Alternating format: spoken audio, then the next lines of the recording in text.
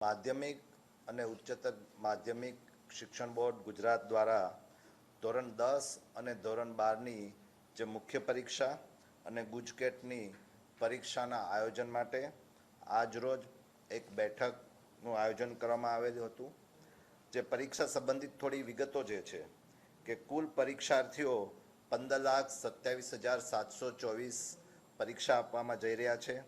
ધોરણ 10ની પરીક્ષા 26 ફેબ્રુઆરીથી 18 માર્ચ, 12 સામાન્ય પ્રવાહ 26 ફેબ્રુઆરીથી 18 માર્ચ અને વિજ્ઞાન પ્રવાહ 26 ફેબ્રુઆરીથી 16 માર્ચ દરમિયાન યોજાવા જઈ રહી છે.